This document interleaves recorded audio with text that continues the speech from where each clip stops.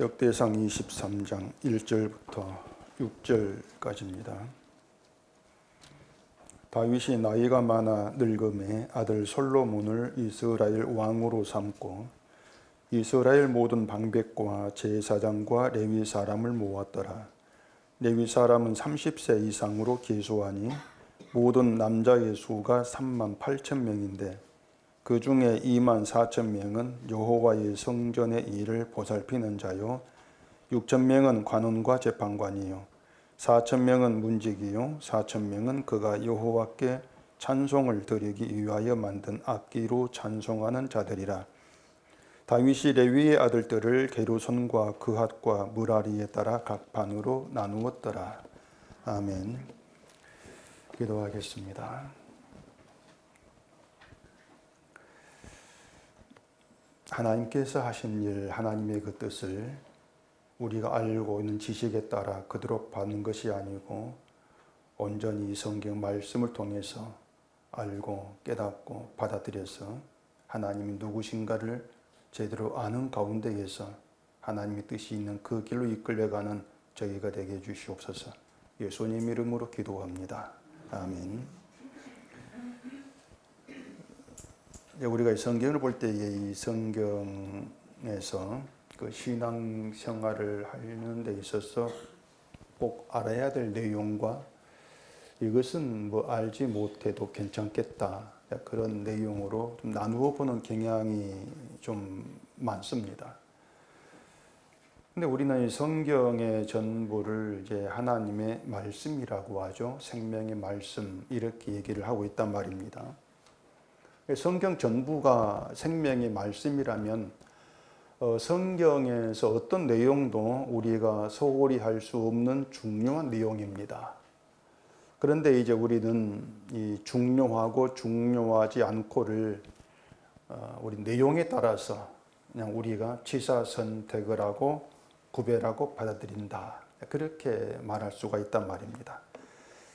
그런 점에서 오늘 본문도 예외가 아니라고 할 수가 있는데 이 본문 보시면은 뭐 신앙생활에 그렇게 중요한 내용이다는 그런 생각이 들지 않을 겁니다. 그래서 뭐 그냥 넘어가도 아무런 문제가 없을 것 같은 그런 생각이 들게 된단 말입니다. 뭐 본문만이 아니고 23장 전부가 그렇고요. 또 지금까지 우리가 살펴왔던 역대상의 내용 전부가 거의 이제 그런 느낌으로 다가온다고 할 수가 있단 말입니다. 그런데 우리가 이 성경을 그렇게 이제 취사 선택을 하면서 골라 보게 되어지면은 이 성경을 하나님의 말씀이라고 말하는 것도 결국 잘못된 거예요. 얘기한 것처럼 성경이 말씀, 하나님 말씀이라면 전부가 다 포함되는 것인데 우리가 읽으면서 뭔가 중요한 것, 중요하지 않는 것 골라 취한다면은 그건 이제 이 성경을 하나님 말씀이라고 하는 우리의 문제가 있게 되어지는 것이죠. 본문에 보면은 이 다윗이 늙어서 솔로몬을 왕으로 삼고 또 이스라엘의 모든 방백과 제사장과 레위 사람을 모읍니다. 그리고 레위 사람의 족보와 이제 그들의 직분으로 하는 일에 대해서 계속 이어져 말하는 것이 23장의 내용으로 되어 있다고 하는 것이죠. 근데 이제 이런 내용이 사실 우리 눈길이 가지 않습니다. 그게 당연한 것이고요. 또 이런 내용을 보면서 야 이게 생명의 말씀이구나 하는 그런 느낌이 들지 않는 것도 맞아요. 맞는데 근데 이제 우리의 그 느낌이라는 거, 우리가 느끼는 그 느낌이라고 하는 것이 믿지 못할 엉터리다. 이걸 우리가 생각을 하게 되어지면은 이 성경을 그냥 느낌만 가지고 골라보고 하는 것은 이건 안 되는 거죠. 믿음도 말할 때에 우리 느낌을 가지고 말하는 경우가 대부분입니다. 내가 예수를 믿는다는 느낌이 든다는 것 때문에 믿습니다. 이렇게 말하기도 하고요. 또 하나님께 내가 벌 받는 것이 아닌가 하는 그런 생각이 드는 경우도 그런 느낌이 들기 때문에 그래요. 뭔가 벌 받는 느낌이 든다는 얘기죠. 좋지 않은 일이 생겼거나 또 뭔가 돈이 왕창 뭐 빠져나가는 그런 사건이 생기면은 이제 그런 느낌이 드는 겁니다. 하나님께서 벌 주는 것이 아닌가. 근데 이 신앙생활을 느낌으로 하시면 안 돼요. 어떤 사람은 그 자기가 느끼는 순간의 것을 가지고 그게 마치 이제 하나님이 주신 뜻인 것처럼 또 계시인 것처럼 그렇게 이제 말하기도 하는데, 이제 그런 것들이 이제 우리가 이 성경에 이야기한 내용에서 확실한 것을 찾지 못했기 때문이라고 할 수가 있습니다. 성경의 말씀을 통해서 분명한 것, 확실한 것을 우리가 찾지를 못했기 때문에 늘 내 느낌, 내 감정, 여기 이제 끌려가는 결과가 되어진다고 하는 것이죠. 확실한 것이 없어요. 확실한 걸 찾지를 못했기 때문에 이것도 맞고 저것도 맞는 것 같다는 그런 생각에서 결국은 이제 자기의 느낌으로 흘러간단 말입니다. 그렇게 성경을 보기 때문에 뭐 감사라는 말이 있으면은 감사하면 되는가 보다 그렇게 생각을 하기도 하고, 그리고 오늘 하루 잘 지내게 해주신 것 감사합니다. 평안히 살게 한 감사합니다. 그러면서 내가 하나님께 감사하고 있는 것처럼 느낌을 받는 것이죠. 또 느낌이 결국 그것도 성경이 감사라고 말했으면은 무엇을 감사해야 되는지를 모른단 말입니다. 성경에 감사라 했을 때에는 무엇을 감사할 것인가도 말을 해요. 근데 우리는 무엇을 감사할 것인가를 우리 생각, 우리 느낌으로 그냥 받아들이는 것이죠. 그러면서 뭐 밥 먹을 때 감사하는 것, 하루 사는 거 감사하는 그 정도로 이제 그친단 말입니다. 그렇게 느낌 가지고 감사하면서 나 감사했어. 그렇게 되어지는 것이죠. 그런 것을 신앙생활을 하고 있는 것으로 알고 있는 것, 이게 얼마나 잘못된 것인가를 이제 우리가 좀 생각을 할 수 있어야 돼요. 그러니까 우리가 뭔가 느끼려면은 내가 잘못하고 있다는 걸 느끼셔야 돼요. 그걸 느끼면 돼요. 내가 잘하고 있구나 느끼면 그 잘못된 거 엉터리고요. 내가 잘못 살고 있구나, 내가 잘못하고 있구나, 내 신앙이 엉터리구나, 그걸 느끼는 게 맞단 말입니다. 그걸 느끼시란 얘기죠.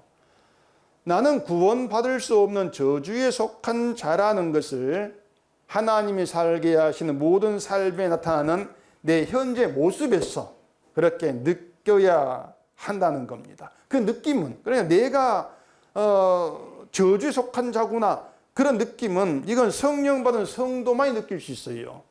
그런 느낌은 아무나 느낄 수 있는 것이 아니에요. 바리새인처럼 열심히 이것저것 하면서도 자기를 구원받지 못할 죄인으로 느끼는 그런 사람 없습니다. 잘하고 느끼는 것이지.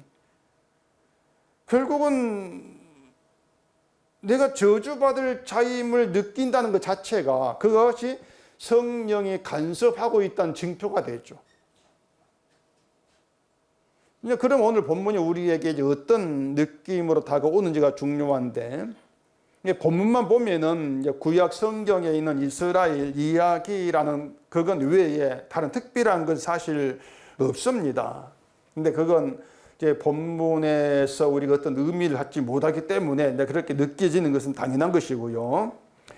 본문에서 이제 우리가 어떤 것을 좀 생각해 봐야 될 것인가, 이게 이제 좀 필요한데, 그 앞에 22장에서는 성전 건축에 관한 이야기가 나왔었죠. 그리고 23장에서는 레위지파 사람들에 관한 이야기를 이제 하고 있단 말입니다. 여기서 우리가 이제 생각할 것이 뭔가 하면은 하나님이 레위 사람을 이스라엘에서 어떤 사람으로 세우셨느냐고 하는 것입니다. 레위 사람이 이스라엘 대표예요. 사실은 지파의 대표인데 그 레위 지파를 하나님이 이스라엘 속에 어떤 사람으로 어떤 역할자로 두셨냐고 하는 것이에요. 이 레위 사람들은 이 성전에서 하나님께 제사하는 일에 시중드는 일을 하는 이제 지파라는 걸 여러분도 아실 것입니다. 성전서 제사에 시중드는 일이 레위 사람들이 하는 일이에요. 그게 그 직무예요. 근데 이게 단순히 제사 시중드는 거, 제사를 도와주는 거, 그게 전부가 아닌 거예요. 자, 하나님은 제사를 통해서 이스라엘에게 보여주시려고 하는 게 있습니다. 제사를 통해서. 따라서 하나님께서 보여주고자 하는 것을 그 이스라엘에게 보여주는 그 일을 하는 게 레위 사람의 직무예요. 하나님이 제사를 통해서 보이시려는 거, 그 보이시려는 걸 이스라엘에 보여주는 거, 그게 레위 사람이 하는 일이라 그 말입니다. 그럼 하나님께서 보여주고자 하신 것이 뭐냐는 것은 성전을 생각하면 알 수 있는 문제입니다. 자, 성전에서의 제사에는 제물이 피 흘려 죽는 희생이 있습니다. 제사에 들어가죠. 이스라엘 백성의 죄를 대신해서 제물이 희생을 한단 말입니다. 그러면 그 제물의 희생을 통해서 나타내 보이시는 것이 뭔가 하면은 죄에 대한 하나님의 진노예요. 제물이 피 흘려 죽는다. 그 피 흘려 죽는 걸 통해서 죄에 대한 하나님 진노를 보이신단 말입니다. 자, 그러면 그렇게 제사를 시중드는 일을 통해서 레위지파, 레위 사람들은 하나님의 진노를 이스라엘 백성에게 보여주는 것이에요. 그게 그들의 직무란 말입니다. 너희는 하나님의 진노로 심판을 받아야 될 죄인이란 것을 보이는 직무다. 그게 레위 사람이다. 그렇게 아시면 돼요. 6절 봐보십시다. 6절. 다윗이 레위의 아들들을 게르손과 그앗과 므라리에 따라 각 반으로 나누었더라. 레위의 아들이 게르손, 그앗, 므라리입니다. 그런데 민수기 3장에 보면 어떤 내용이 있는가 하면은 그 성막을 중심으로 해서 동쪽에, 그 동쪽이 성막이 문인데 동쪽에 모세와 아론, 그리고 아론 아들들이 진을 쳐요. 그리고 성막 그 동쪽 뒤가 서편이죠. 뒤편이 서편인데 그 서편에는 게르손 종족이 진을 칩니다. 그리고 이제 성막 문을 중심으로 해서 좌우에 남쪽 북쪽에는 그앗 자손과 므라리 종족이 이제 진을 친단 말이에요. 진을 친다고 하는 것은 이제 주둔지예요. 그냥 그 청막을 쳐가지고 거기 생활한다 그 뜻이란 말입니다. 그렇게 성막 주변에 레위 사람이 이제 진을 치고 그리고 레위 사람들 밖에 그 밖에 이제 이스라엘의 12지파가 진을 치는 그런 구조로 배치가 됩니다. 상상이 되십니까? 상상해 보시면 돼요. 성막이 있고 성막 주변 사방에 레위 지파가 진을 치고 레위 지파 그 밖에 12지파 진을 치고 있는 그런 구조로 되어 있단 말이에요. 그러면 자, 제사를 드릴 때에 레위 사람들 밖에 진을 치고 있는 12지파 그 사람들이 제물을 가지고 레위 사람에게 온단 말입니다. 제물을 가지고 와요. 그러면 그 이스라엘 백성이 레위 사람에게로 희생을 당해서 죽을 제물을 가지고 온다는 게 뭐냐면요, 자기의 죄를 가지고 온다 그 뜻이란 말입니다. 아시겠어요? 내 죄를 가지고 지금 오는 거예요. 그것은 자기 정성 가지고 오는 게 아닙니다.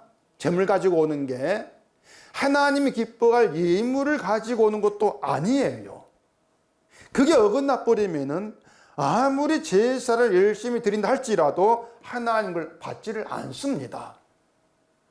제물을 가지고 올 때에 어떤 마음가짐으로 오느냐, 그게 중요한 출발점이 돼버린다는 얘기예요. 그럼 이스라엘이 자기의 죄를 가지고 하나님께 간다, 그런 느낌으로 제물을 가져왔겠습니까? 그게 아니었어요. 그게 아니고 이스라엘 이 사람들은 제물을 자기 정성으로 여긴 것입니다.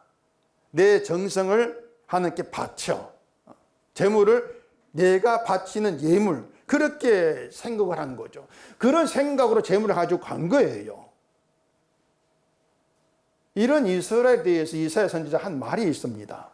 이사야서 1장 가보십시다. 이사야 1장 2절입니다. 하늘이여 들으라, 땅이여 귀를 기울이라. 여호와께서 말씀하시기를 내가 자식을 양육하였거늘 그들이 나를 거역하였도다. 소는 그 임자를 알고 나귀는 그 주인의 구유를 알건만은 이스라엘은 알지 못하고 나의 백성은 깨닫지 못하는도다 하셨도다. 슬프다, 범죄한 나라요, 허물진 백성이요, 행악의 종자요, 행위가 부패한 자식이로다. 그들이 여호와를 버리며 이스라엘의 거룩하신 일을 만홀히 여겨 멀리하고 물러갔도다. 유다에게 하신 말씀인데 이 이사야가 시작부터 죄에 대한 책망으로 그렇게 시작하지 않습니까? 자, 유다가 하나님을 거역하였다는 거, 소는 임자를 알고 나귀는 주인의 구유를 아는데 이스라엘은 하나님을 알지 못하고 깨닫지 못한 것, 이걸 죄로 얘기를 한단 말입니다. 그리고 그런 이스라엘 유다를 두고 하는 말이 범죄한 나라다, 허물진 백성이다, 행악한 종자다, 행위가 부패한 자식이다, 이렇게 그들을 얘기를 하고 있는 거예요. 그러니까 하나님을 거역한 것, 하나님을 알지 못하고 하나님이 누구신가를 깨닫지 못하는 것, 이걸 두고 범죄한 나라다, 행악의 종자다, 행위가 부패한 자식들이다, 이렇게 얘기를 한단 말입니다. 자, 그러면은 이사야 선지자가 이 자리에서 여러분을 향해서 하나님을 거역하고 하나님을 알지 못한 행악의 종자다, 행위가 부패한 자식이다, 이렇게 막 책망을 하고 선언한다면은 내가 정말 그런 인간이구나 하는 그런 느낌이 여러분 든다고 할 수 있겠냐 말입니다. 여러분께 그런 느낌 들겠어요? 아, 내가 행악의 종자야, 내가 행위가 부패한 자식이야, 그런 말을 들어 나는 싸, 그런 느낌이 들겠냐 말이에요. 모르긴 몰라도 뭐 들은 투물은 있으니까 내가 죄인이구나 그 느낌은 뭐 든다 할지라도 행악의 종자, 행위가 부패한 자식, 이런 말을 들은 정도까지는 아니라는 그런 생각이 아마 있을 거예요. 그 정도까지는 아니지. 늘 얘기했지 않습니까? 죄를 말할 때에 뭐 악인, 행악의 종자, 난 그 정도까지는 아니야, 자꾸 선을 잡고 두려고 한다는 거, 우리가. 그게 우리 심성이에요. 그게 뭐냐면 죄에 대한 하나님과 동상이몽이에요. 죄에 대한 생각이 하나님과 너무너무 달라요. 아예 달라요. 하나님이 죄라고 하는 것하고 우리가 죄로 받아들이는 그 느낌하고 너무 다르단 말입니다. 우리는요, 행함을 차별하는 것처럼 죄도 차별하고 있습니다. 기독교인들 그 대부분이 행함에 따라서 상이 크기도 하고 작기도 하다, 이렇게들 알고 있지 않습니까? 그렇게 들어왔고 또 그렇게 되어지는 게 합리적이다, 그게 맞는 거야, 그게 공평한 거야, 그렇게들 생각한단 말입니다. 1억 헌금한 것과 100만 헌금한 것이 어떻게 같느냐, 그런 생각을 갖고 있는 것이죠. 그렇게 행함에 차별을 두는 것처럼 죄도 차별을 둬요. 죄를 행함으로 생각하기 때문에 행함에 따라서 무거운 죄, 가벼운 죄, 그렇게 나누어진다고 생각을 한단 말입니다. 그래서 행악의 종자, 행위가 부패한 자식, 이런 책망을 들을 정도라면은 뭔가 이스라엘이랑 우상을 생긴 것처럼 절에가 부처에게 절하고 막 아주 질이 아주 나쁜 악한 죄의 행위, 그런 게 좀 있어줘야만이 그런 말 들었겠지, 그런 느낌을 갖는 것이죠. 그게 죄에 대한 차별이란 말이에요. 자, 그러면은 하나님이 죄로 말씀하신 것이 뭔가 좀 알아보십시다. 제가 지금 이 말씀을 드리고 있는 것은 이스라엘이 재물을 가지고 하나님께 나아갈 때에 자기 죄를 가지고 하나님께 나가야 되고, 희생제물이 죽는 걸 통해서 죄에 대한 하나님 진노 심판을 느껴야 되는데, 그들은 재물을 자기 정성을 바치는 것으로 생각했단 말입니다. 그게 이스라엘이 하나님이 진노한 죄에 대한 무지함을 지금 말해주는 것이고, 그 죄에 대한 무지가 오늘날 하나님 믿고 찾고 있다고 하는 교회의 무지라는 그런 점에서 하나님이 죄로 여기시는 것이 무언가, 그걸 지금 우리가 알자, 그것이에요. 그냥 우리가 갖고 있는 지식을 가지고 제가 이것이다, 그렇게 보지 마시고 정말 하나님이 행악의 종자, 부패한 자식, 이렇게까지 말씀한 그 악한 죄, 그 심판받을 원수라고 지칭받을 그 죄가 뭔가, 그걸 알자는 것이죠. 신명기에서 8장 가보십시다. 신명기 8장 12절입니다. 내가 먹어서 배부르고 아름다운 집을 짓고 거주하게 되며 또 내 소와 양이 번성하며 내 은금이 증식되며 내 소유가 다 풍부하게 될 때에 내 마음이 교만하여 내 하나님 여호와를 잊어버릴까 염려하노라. 여호와는 너를 애굽 땅 종되었던 집에서 이끌어내시고, 이렇게 말씀되어 있는데, 이 하나님 말씀이 뭐냐면 이스라엘이 소유가 풍부해지고 뭐 먹을 게 많아지고 그렇게 되면은 마음이 교만해져서 하나님 여호와를 잊어버릴까 염려한다.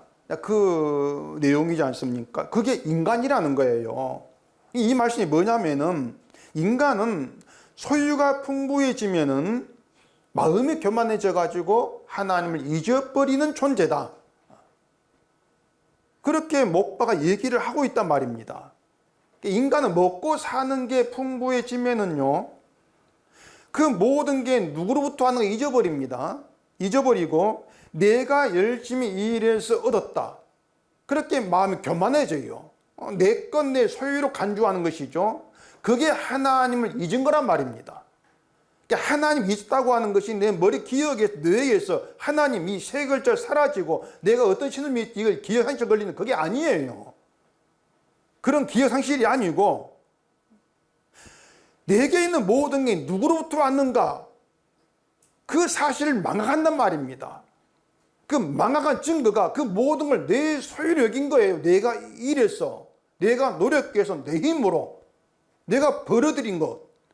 그렇게 아는 것이 여호와를 잊어버린 것, 이렇게 말한단 말입니다. 그 얘기는, 이 내용은, 자, 너희가 삶이 풍부해져도 제발 하나님 염려하지 않게 교만하지 말고 하나님 잊지 말라, 그 취지가 아니에요.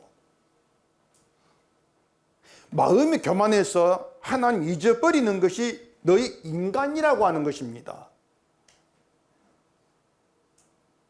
그 신명기 8장 뒤 17절에 보면은 내 능력과 내 손의 힘으로 내가 이 재물을 얻었다 말할 것이, 이렇게 말합니다. 넌 이럴 자 그것이에요. 이렇게 말할 것이다, 그 말입니다. 풍부해지니까 내 능력, 내 손의 힘으로 이걸 얻었다. 너희는 그렇게 말할 자야. 그러니까 하나님 인간을 그렇게 알고 계세요. 우리를 그런 인간으로 알고 계신단 말입니다. 근데 우리가 하나님, 나는 풍부해진다 할지라도 이스라엘처럼 교만해지지 않고 하나님 믿지 않고 내 힘으로 얻었다고 하지 않겠습니다. 그러니까 부자 되게 해주세요. 이렇게 나온다면 그것은 하나님은 나를 알지 못해요. 그 뜻이란 말이에요. 내가 하나님 잊어버린다고요? 난 안 그럴 건데요? 하나님 저를 알지 못하네요? 그런 의미가 된단 말이에요. 그게 뭐냐면은 나를 알지 못한 교만이에요, 그것이. 그게 교만이라고 하는 것이죠. 이것이 사람들이 성경 보면서 이제 생각하는 것과 전혀 다른 내용입니다. 사람들은요, 여호와를 잊어버릴까 염려하노라 이런 내용이 나오면은 여호와를 잊어버리지 말자, 이런 식으로 성경이 내가 답을 하는 거예요. 하나님을 내가 잊지 말아야지. 그게 우리 답이란 말입니다. 그게 뭐냐면 하나님의 의도를 모른 채 성경을 보는 거란 말입니다. 바로 그것이 이사야가 말하고 있는 것처럼 소는 임자를 알고 나귀는 주인의 구비를 아는데 이스라엘 하나님 알지 못하는 그 뜻이에요. 하나님을 주라 하면서도 하나님을 알지를 못해요. 너희는 풍부해지면 내 능력과 내 손의 힘으로 재물을 얻었다고 말한다. 그렇게 말씀한 의도는요, 다시 말하지만 그러지 말라, 그 뜻이 아니라겠습니다. 그런 말씀이 있을 때 우리는 나를 보시는 하나님의 눈이 정확합니다. 제가 여호와를 잊고 삽니다. 내가 교만해진 자입니다. 그렇게 내 죄를 가지고 하나님께 나오라는 거예요. 하나님은 죄를 가지고 나온 자의 하나님 되신다는 것이고요. 그들을 가리켜 나의 백성이라고 한단 말입니다. 이걸 한국교회가 뒤집어 생각하는 거예요. 그 취지를 모르는 거예요. 죄를 짓지 아니한 자, 믿음 있는 자의 하나님이 되시고 믿음 있는 그들을 백성이라고 여기신다. 그렇게 알고 있는 게 이스라엘이었고요. 그런 이스라엘을 행악의 종자라고 지금 책망하지 않냐 말입니다.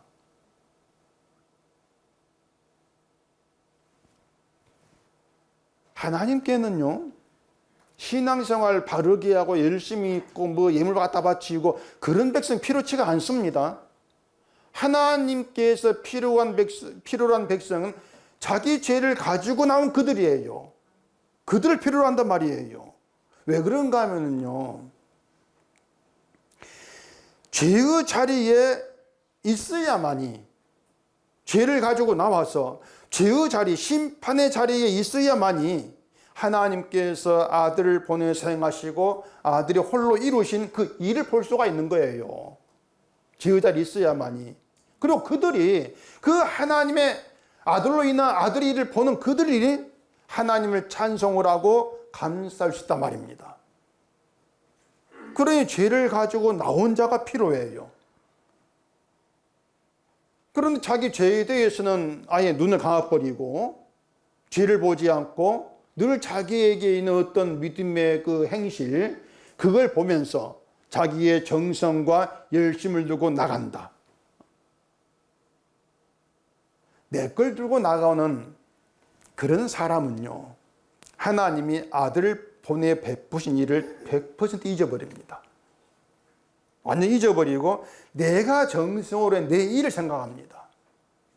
그러니 안 된다는 거예요. 내 일을 생각하니까 복 달라, 천국 보내달라 이렇게 나오지 않습니까? 그게 하나님의 일을 해방하는 원수로 행하는 것이기 때문에 하나님께로부터 행악의 종자, 행위가 부패한식 이런 말을 듣는 것이죠. 그러니 하나님 죄로 여기는 것은 우리가 정말 소홀히 여기고 있는 것인데 하나님은 아주 무거운 행악의 종자의 죄로 그렇게 일컫는다는 거예요. 죄에 대한 생각이 완전히 달라 있다는 것입니다. 레위 사람의 직무가 제사를 통해서 하나님의 진노를 보여주는 것이라고 했죠. 그러면 하나님의 진노를 볼 수 있는 사람이 누구겠느냐? 자기 정성을 들고 나온 그들에게는가, 아니면 죄를 들고 나간 심정으로 재물을 가지고 나온 그런 사람들에게는가? 후자지 않습니까? 하나님의 진노는요, 죄를 들고 나온 사람이 봐요. 그들이 그 진노를 느낀단 말입니다. 나에게 진노하신 하나님, 그게 하나님을 제대로 아는 거예요. 나에게 진노하신 하나님. 소가 인자를 아는 것처럼 내가 주라고 하는 그 하나님을 정말 바르게 제대로 아는 것이 나에게 진노한 하나님이다. 그거란 말이에요. 하나님께 뭐 바치는 게 적거나 없어 진노하는 게 아니죠. 하나님을 기쁘시게 하고 하나님의 이름이 영광받게 하겠다는 그 의도를 가지고 내가 뭔가를 하려고 하는 그것이 하나님을 진노케 하신다. 이걸 알아야 한단 말입니다. 지금 기독교인이 알고 있는 거 전혀 다르지 않습니까? 성경을 안 보니까 다를 수밖에 없어요. 몰라요. 물론 성경을 보긴 하겠죠. 보긴 보는데 늘 내가 알고 있는 신앙생활 틀 안에서 자꾸 보고 있기 때문에 성경을 몽땅 왜곡해가지고 막 받아들이는 것이죠. 본문부터 3절로 보십시다. 레위 사람은 30세 이상으로 계수하니 모든 남자의 수가 38,000명인데 그 중에 24,000명은 여호와의 성전의 일을 보살피는 자요, 6,000명은 관원과 재판관이요, 4,000명은 문지기요, 4,000명은 그가 여호와께 찬송을 드리기 위하여 만든 악기로 찬송하는 자들이라. 자, 레위 사람을 이제 그 하는 일에 따라 나눕니다. 배분하는데 그 가운데에 악기로 찬송하는 그 맡은 자가 있지 않습니까? 이 찬송을 하는 건 성전서 이제 하나님을 찬송을 하는 거예요. 성전서. 이걸 뭐 교회가 예배할 때에 뭐 찬송하기에 조직된 성가대처럼 생각을 하기도 하는데, 물론 뭐 성가대라고 표현을 할 수가 있습니다. 문제는 찬송의 의미를 교회가 모른다는 겁니다. 찬송의 의미를 몰라요. 이 찬송이라고 하는 것은 하나님께서 하신 일을 찬송하는 겁니다. 하나님이 하신 일을 이제 노래하는 것인데, 이 성전서 드러나는 하나님의 일은 용서예요. 용서로 드러나는 것이에요. 심판받아 죽어 마땅한 이스라엘의 죄를 죄 없이 희생하는 제물의 피를 대신에 받으시고 이스라엘 죄를 용서하시는 그 긍휼, 그 자비, 그걸 찬송하는 게 레위 사람의 일이란 말입니다. 자, 그러면은 그 레위 사람의 찬송, 하나님의 일을 찬송한 찬송이 밑바닥에 깔려 있는 것이 뭐겠습니까?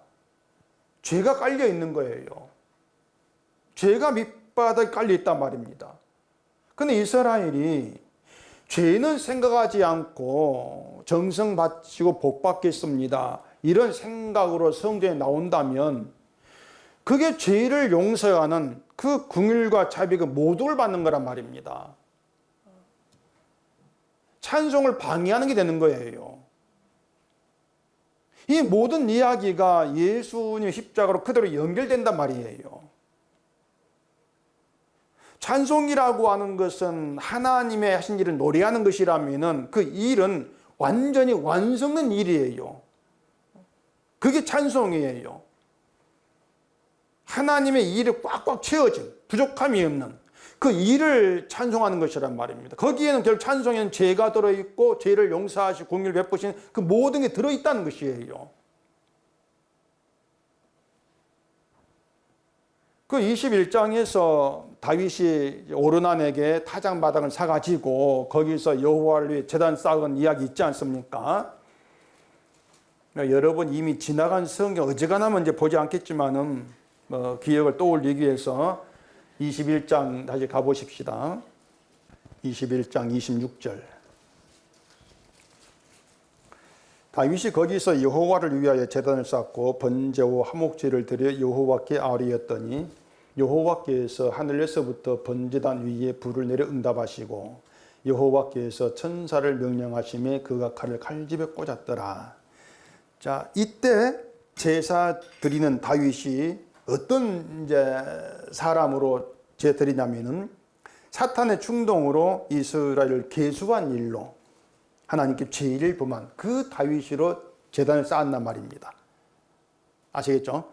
죄 있는 자로 제단 쌓은 거예요. 교회는 이걸 다르게 말합니다. 하나님께 거룩한 예배를 드리는데 죄를 그대로 가지고 오면 안 된다. 그렇게 하면서 생각난 죄가 있으면 회개하고 깨끗한 심령으로 나와서 예배를 드려야 하나님 기뻐하신다. 이렇게 말한단 말이에요. 이게 성찬식 할 때 드러나거든요. 성찬식은 주의 살과 피를 기념하는 거룩한 예식, 이렇게 하지 않습니까? 그렇기 때문에 죄 지은 게 생각난 사람은, 죄가 있는 사람은 참여하면 안 된다 그래요. 죄가 있는 더러운 심정으로 참여하면은 주의 피와 살을 그게 더럽히는 건 뭐 그렇게 얘기를 하고 있단 말이에요. 이런 말이 사람을 또 시험 들게 하죠. 내가 죄가 생각났어요. 난 참여하면 안 되겠네 하는데, 그러니까 안 하면 내가 죄 있는 게 뽀록 나니까 눈치 오면 그냥 한단 말입니다. 그렇잖아요. 결국 죄를 용서하신 예수의 피와 살을 기념한다고 하면서 죄 없는 척 하는 거예요. 아주 재밌죠. 그것이 예수님의 피와 살을 아주 아무것도 아닌 것을 천대하는 것인데, 지금 내가 성찬식을 하면서 피와 살을 천대한다는 것을 전혀 눈치채지를 못하죠. 우리 연속교회가 성찬식 한 지 언제인지 뭐 생각이 나지 않을 정도 까마득한데, 나중에라도 혹시 하게 될 때가 있으면 이렇게 말하려고 합니다. 자신이 바르게 살고 믿음이 좋고 죄 없다고 생각 때문은 참여하지 마세요. 저는 그렇게 말할 거예요. 내가 믿음이 있다 생각된다면 오면 안 됩니다. 뭐 이리나 저리나 다를 건 없는데, 그래도 우리가 어떤 마음가짐이 십자가에 부합되는가는 좀 정확히 알아야 되지 않습니까? 어떤 마음이 십자가에 부합되는 것인가? 제가 늘 강조하지만은 십자가 앞에는요, 자기 죄를 가지고 서야 돼요. 죄를 가지고 성전 나가는 것처럼 죄를 가지고 십자가에 서야 하는 것입니다. 다윗이 죄 지은 실패자로 재단 쌓은 것처럼요, 실패자로 있어야 되는 것이, 실패자로 서야 되는 것이 십자가인데, 왜 실패자로 있어야 하는가 하면은 그 실패자로 있어야만이 아들의 피로 이루신 용서와 사랑이 증가되는 거예요, 실패자에게. 그것 때문에 그래요. 실패자는 우리가 지금 중요한 게 아니고요, 실패자의 자리에서 그 죽은 나를 살리신 예수님의 그 피의 그 용서, 사랑, 그게 드러난단 말입니다. 하나님은 그 아들의 피로 이룬 용서와 사랑, 그게 중요한 거예요. 그게 중요하니까 우리를 불러서, 실패자 우리 불러서 저희들 있게 하시고 그 용서와 사랑을 나타내시겠다고 하는 것입니다. 우리가 중요한 게 아니에요. 아들의 피가 중요한 것이지. 이걸 교회가 믿지를 않습니다. 믿지를 않으니까 늘 한 말이 바르게 살아야 되고 열심히 있어야 되고 성경 봐야 되고 전도해야 되고 선교해야 되고 이런 말만 할 줄 알지, 이 십자가에 담긴 아들의 피로 드러난 하나님의 그 또 지혜주는 전혀 알지를 못해요. 그러니 믿음이 아닌 거죠. 그걸 믿음이라 할 수 없는 거예요.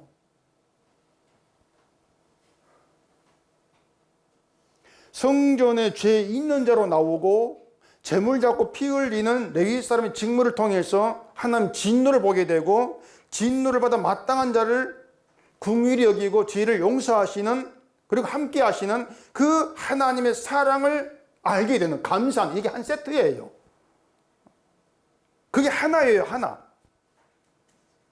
그 세트에 우리가 끼어들 수가 있는가? 절대 끼어들 수가 없습니다. 끼어들려는 것 자체가 악행이에요. 그것이 행악이에요, 그것이. 그럼 끼어드는 게 뭐냐? 바르게 살겠습니다. 이게 끼어드는 거예요, 내가. 하나님께 영광 돌리겠습니다. 바로 이런 것들이 하나님께서 짜 놓으신, 계획하신 그 세트의 한 세트에 내가 끼어드는 것이란 말입니다. 교만이죠, 그것이. 하나님은 우리가 끼어드는 것을 용납하지를 않죠, 당연히. 절대 용납하지를 않습니다. 용납하지 않는 정도가 아니라 끼어들려는 자체를 행위가 부패한 것으로 그렇게 취급해 버리는 것이에요.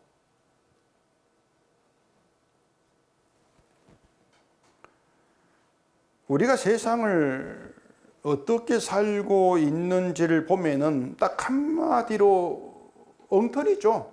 엉망진창입니다. 천국을 얘기한다고 하지만 사실 우리는 천국보다도 세상이 더 좋죠. 난 아니다 하시면 손 드시고요. 천국보다 세상이 더 좋아요.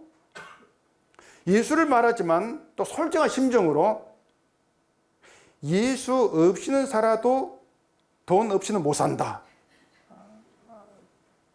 저만 그런 마음은 아니겠죠. 그러니까 우리는 내가 예수 믿는 신자인가 싶을 정도로 엉망이에요.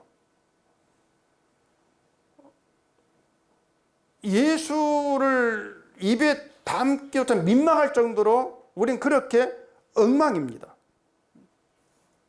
근데 제가 정말 이 성경을 근거로 해서 여러분께 분명히 말씀드릴 수 있는 것이 뭐냐면은, 우리가 그렇게 엉망진창인 그런 존재로 그렇게 산다 할지라도 엉망인 그 나 때문에, 내가 사는 그것 때문에 구원에 지장 반응은 없다는 겁니다. 제가 이건 분명히 말씀드릴 수 있어요. 내가 엉망이라는 것 때문에, 그것 때문에 넌 구원 안 돼, 그건 없어요.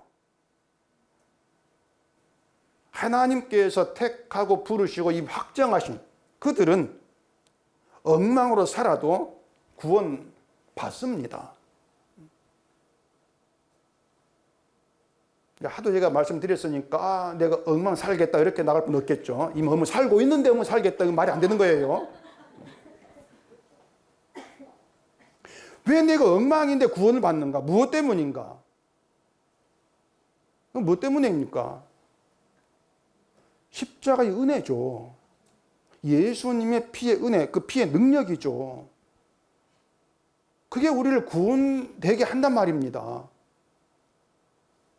예수님이 흘리신 그 피로 인해서 모든 게 가려지는 거예요.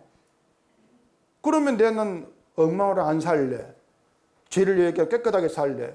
그러면은 가릴 죄가 뭐 적어지고 가릴 죄가 그런 것입니까? 예수의 피로 죄가 가림받는 은혜를 정말 마음껏 누리려면은 엉망 플러스 엉망 튀어나와야 돼요. 예수의 피로 죄가 가려지고 죄 없는 거룩한 자로 여김받게 하는 십자가 혜택, 그 혜택 때문에 엉망인 우리가 구원된단 말입니다. 그러니 거기에 그게 하나님 일 세트인데 거기에 바르게 살겠다면서 제발 끼어들지 말자 그 말입니다.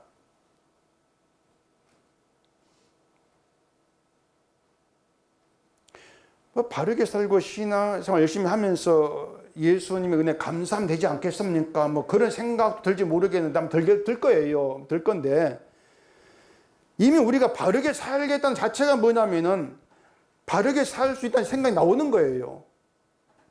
바르게 살 수 있어. 그 생각에서 바르게 살겠어. 이게 나오는 것이고 바르게 살 수 있다는 그 생각이 자기를 죄로 보지 않는다 그 말입니다. 그러니 자기를 죄로 보지 않고 죄를 알지 못한 그 상태에서 은혜를 말해봐야 그 은혜는 은혜가 아닌 거죠. 그게 거짓이란 말이에요. 자, 지금까지 들었으니까 시험 보겠습니까? 시험 보겠습니다. 질문 들어갑니다. 천국은 누가 들어가는가? 1번 바르게 산 사람, 2번 믿음 좋은 사람, 3번 하나님의 긍휼을 입은 사람. 누구예요? 자신이 없노 이렇게. 3번이죠. 긍휼을 입은 자예요. 그렇게 긍휼을 입은 자들이 천국에 들어가서 천국 가서 하는 일이 뭐겠습니까? 나 같은 자를 불쌍히 여기신 하나님 긍휼을 감사하고 찬송하는 거예요. 그게 천국에 사는 일이에요. 그 천국을 죽은 후에 들어가서 찬송할게요. 그러지 마시고요. 그 좋은 거 그렇게 생각하지 마시고요. 하나님이 살게 한 지금 천국을 살아가야 한다는 겁니다. 지금 살아가야 돼 천국을. 그 지금 천국을 산다는 것도 뭐 살기 좋은 환경에서 좋은 집에 행복을 누리고 마음 편히 살고 또 그렇게 생각하면 안 돼요. 그런 천국 다 없어요. 그게 아니에요.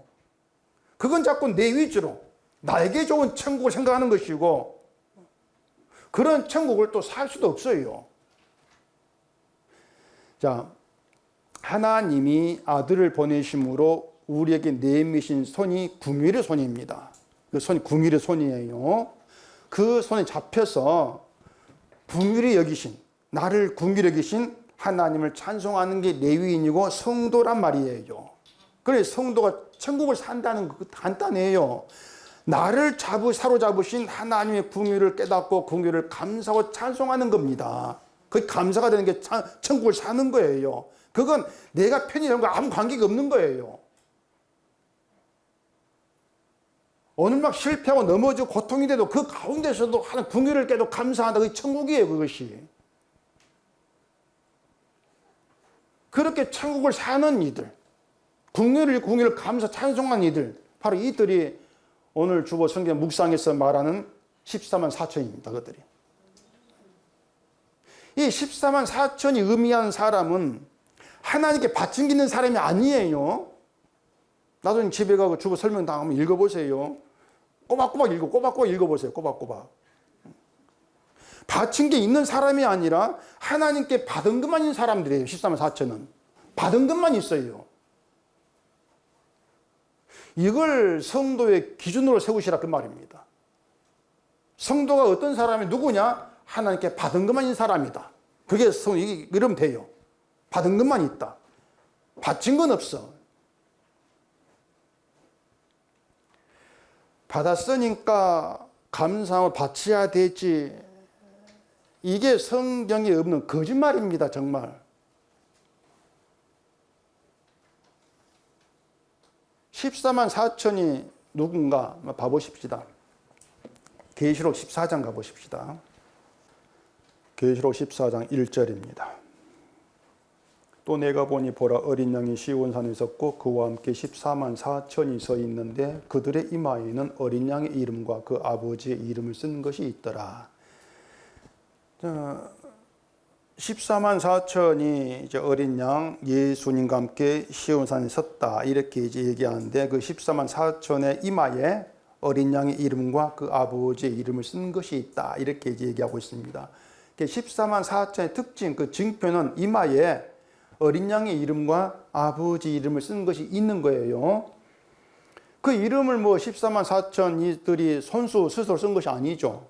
성령이 써놓은 것인데 물론 실제로 이마에 뭐 예수, 하나님, 여호와 그렇게 이름 써 있다는 건 아니에요. 봐도 없어요, 여러분 이마에. 어린 양의 이름, 여호와의 이름이 아버지 이름 쓰여 있다고 하는 것은 어린 양으로 오신 예수님의 피 흘리심을 하신 그 일, 아들을 보내심을 하신 하나님의 그 언약의 일로 인해서 하나님 소유가 되었다는 것이에요. 그걸 두고 인침받 이렇게 말한단 말입니다. 그래 14만 4천은 어린 양 일을 알아요. 피로 이루신 그 일을 알고 하나님께서 어린 양 예수로 보내 이루신 일도 알아요. 그 일을 알기 때문에 이 14만 4천은 자기 것이 없어요. 그걸 바칠 수도 없고 바칠 필요도 없고 오직 하나님께 받은 것만 있는 자들이에요. 그게 인침받은 14만 4천이란 말입니다. 이들이 새 노래를 불러. 이들이 14만 4천이 새 노래를 부르는데 그 노래는 14만 4천 외에는 배울 자가 없다 그래요. 그 새 노래는 어디 뭐 학원가 배울 수 있는 것이 아니란 말이에요. 14만 4천만 부를 수 있는 노래. 누구에게 배우는가? 성령을 통해서 예수님 하신 일을 통해 배운단 말입니다. 이들 말고 다른 사람이 부른 노래는 새 노래가 아니에요. 아무리 찬송 부른다 할지 배우지를 못했으니까 새 노래가 아닌 거죠. 이 새 노래를 왜 14만 4천만 배울 수 있는가 하면은 새 노래는요 하나님께 받은 걸 감사한 노래이기 때문에 그래요. 받은 것만 그게 새 노래예요. 그래서 하나님께 바친 것이 없고 받은 것만 있는 그 14만 4천만 배우고 부를 수가 있다. 그게 계시록 14만 4천 얘기예요. 뭐 신천지가 말하고 어떤 이단이 말하는 14만 4천 전혀 그런 얘기 아니죠. 다시 말할게요. 여러분, 성도는 하나님께 바친 것이 없습니다. 받은 것만 있어요.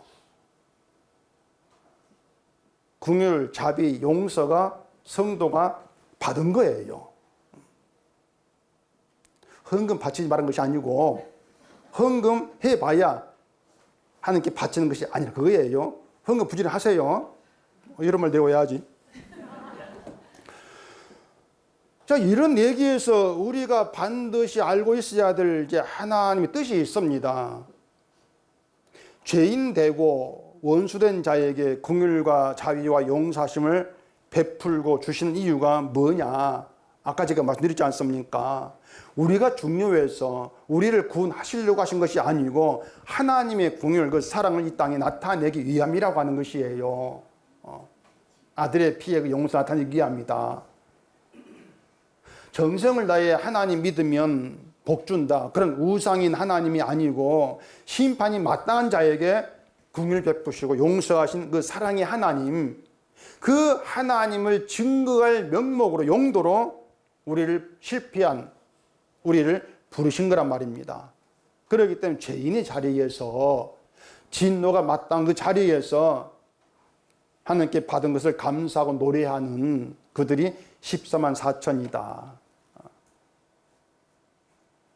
신앙생활 열심히 잘해보겠습니다. 그게 육신으로 행하는 거예요. 그걸 이제 오늘 주보의 그림으로 표현해놨습니다. 물고기가 물을 떠나 땅에 올라오면 죽죠. 내가 잘해보겠다는 것이 물고기가 물을 떠난 것이에요. 잘하겠습니다. 내 뜻이고 내 의지고 내 생각이죠. 그 생각에 내 미래도까지 다 들어있어요. 잘하면 복 주시겠지. 복 준다. 미래지 않습니까? 내가 잘해서 미래까지 보장받겠다고 하는 거죠. 그러니 그런 생각들 하나하나가 뭔가 하면은 이 세상과 나의 모든 일이 내 뜻과 무관하게 하나님 의지에 붙들 이 뜸을 부인하는 것이에요. 우리의 미래는 예수 안에 확정되어 있지 않습니까? 근데 무슨 내가 잘해 복 받겠냐고 하는 것이에요. 이미 예수 확정된 게 이미 그 자체가 복인데,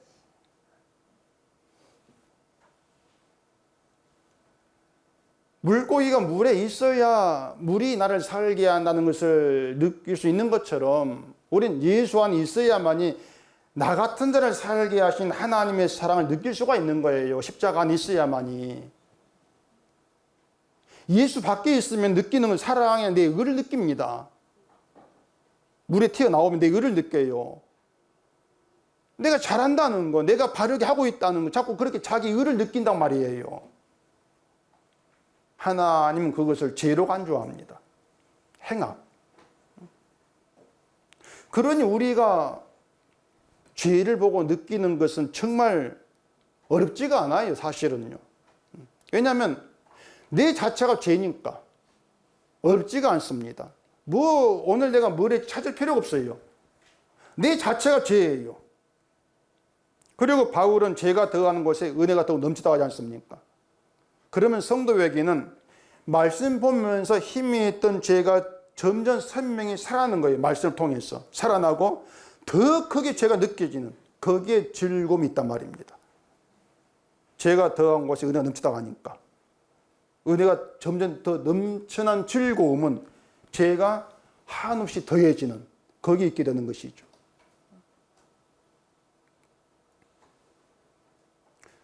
성전에서 봉사하는 레위인이 자기가 하는 일을 통해서 이제 하나님 진리를 보여준다, 그런 이야기 시작해서 흘러왔는데, 이제 이런 내용에서 하나님이 누구신지, 이제 하나님의 취지가 뭔지를 좀 분명히 아셔야 돼요. 하나님의 취지를 모르면 포로로 된 유다는 자기 신세 한탄하고 그렇게 만든 하나님을 원망하는 것밖에 없어요. 하나님을 모르면은. 자기의 죄가 무엇인가를 모르니까 우린 열심히 바쳐왔고 섬겨왔고 신앙생활 해왔는데 결과가 이겁니까? 받아들이지를 못하죠. 우리가 그렇게 늘 내 삶에서 수시로 불평과 불만 터뜨리고 살아간단 말입니다. 그런데 우리가 하나님께 바친 것이 아무것도 없다. 그냥 내가 내게 있는 건 죄밖에 없고 하나님께 나가면 진노를 보는 것밖에 없다. 이걸 인정을 하고, 그런 나에게 하나님께서 주신 거, 그 받은 것만 생각해 보시란 말입니다. 바친 건 없고 하는 건 죄밖에 없는데 하나님께서 불쌍히 계시고 용서하신 사랑을 베푸셨다. 그 생각이 좀 머물러 보시란 말이에요. 불만만 품고 있는 그런 나를 하나님이 끌어다가 예수 안에 앉히신 거란 말이에요. 신앙생활 잘한 사람이 아니에요. 늘 불만만 품고 있는 그런 나를 하나님이 안아서 끌어다가 예수 안에 앉힌 거란 말입니다. 그리고 그런 나로 하여금 예수의 부활의 생명을 증거한 도구로 사용하신다. 그게 얼마나 감사한 일이라 그 말이에요. 사람들은 뭐 불평, 불만이 있으면 믿음이 아니라 그러죠. 그래, 불평하지 말라 이렇게 말하는데, 근데 또 안 되니까 또 불평이 또 나오니까 또 자기 믿음이 실망하면서 그렇게 하기도 하는데, 하나님은 우리가 불평하는 걸 책망하지 않습니다. 그 책망하는 걸 하시고, 그런 우리가 새 노래를 부르고 배우고 부르도록 그렇게 만드시는 은혜가 감사가 되는 그런 대로 만들어 내시는 거예요.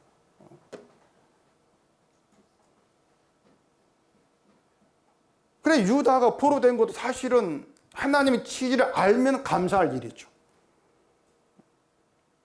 이게 여기다 이런 얘기가 유다에게 그런 의미로 가진단 말입니다. 포로가 되고 아무것도 없는 자로 황폐한 땅에 돌아와서 그렇게 고통스럽게 살아가는 모든 그 일에 하나님의 은혜가 담겨 있어. 왜냐하면 그런 것들을 통해서 하나님의 그 실패자인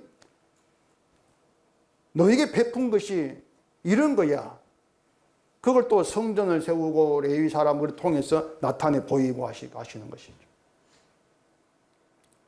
그래서 하나님께 여러분이 받은 게 있습니다. 있는데 받았다는 거 그것만 간직하고 생각하시고, 여러분 주변 뭐 오늘 어떻게 사는 거 돌아보지 마세요. 돌아볼 필요 없고 그냥 예수로 말미암아 받은 거 그것만 간직하시면서 오직 그것이 감사가 되는 거, 그게 14만 4천의 노래예요. 이 새 노래가 여러분 흘러 나온 노래가 되어지기를 바랍니다. 기도하겠습니다.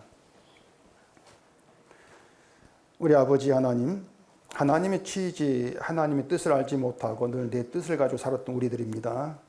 이러한 우리의 모든 악함이 오늘 말씀을 통해서 낱낱이 드러나는 가운데에서 정말 진노를 받을 것밖에 없는 우리를 하나님 부르셔서 사용하신 의미가 무엇인가를 깨달아 알게 하시고 받은 것만 있는 그런 성도로서 하나님 주신 오직 그것만 감사하고 찬송하는 새 노래가 나와지는 저희가 되게 하시옵소서. 예수님 이름으로 기도합니다. 아멘.